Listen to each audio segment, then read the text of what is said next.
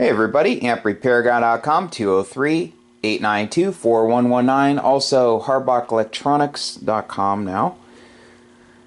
So I've been really busy with the Harbach kits, so I wanted to get at least one amp done today. It's now nighttime here.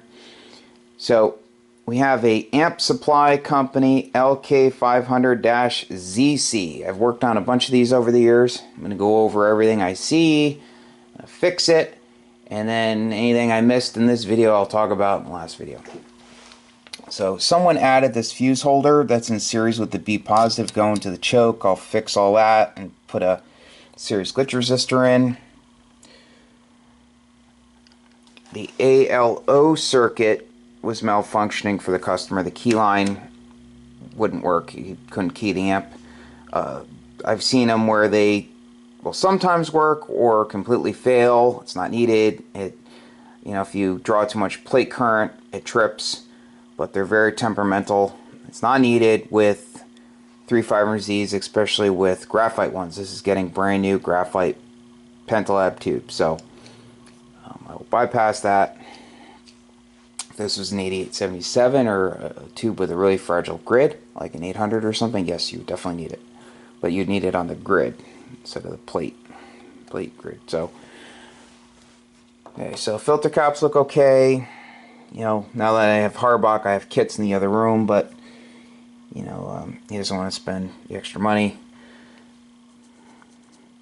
So I'm going to fix some solder joints and stuff. And this had two different date code tubes in it. This one had an issue, just the white stuff in the base. So this was from 77. There's like no writing on it, so you could tell that it's had a lot of use. This one has some writing. This is a 87. Very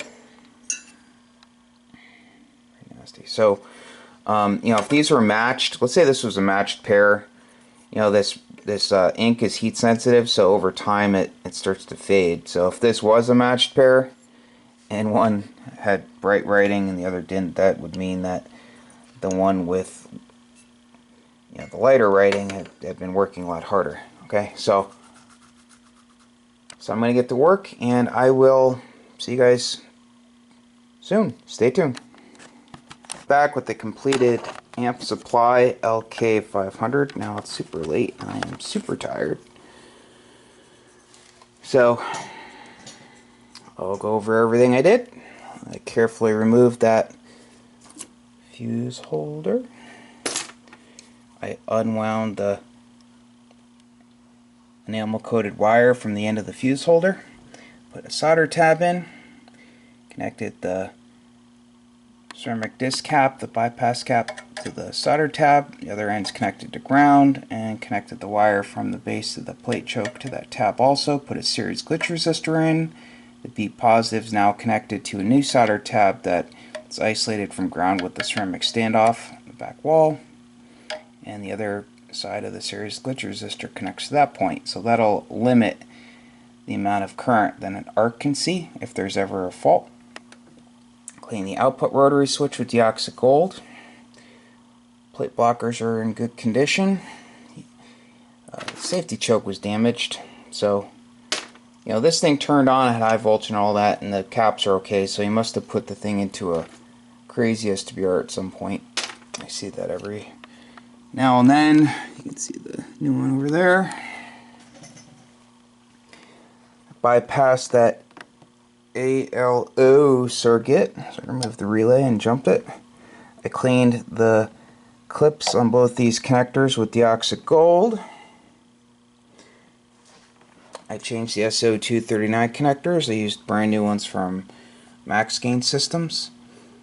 Silver body with Teflon dielectric with gold plated center conductor. The old ones did not have a great grip, and they are old. Yeah, so someone went in here, changed the relay, and they tried to make it look like it was factory. I touched it up on some solder joints, and checked out on all bands. This thing got a brand new set of pentalab tubes. Awesome company, great customer service. I also cleaned the contacts on the rotary switch down there for this switch right here, grid/volt. That's about it. So if you need an amplifier repaired, feel free to give me a call. My phone number is 203-892-4119. Be sure to check out my other website, Harbach Electronics. I'm super fast with shipping stuff. And also please like, share, and subscribe. I'd really appreciate it. Now it's time for bed. Catch you guys later. 73.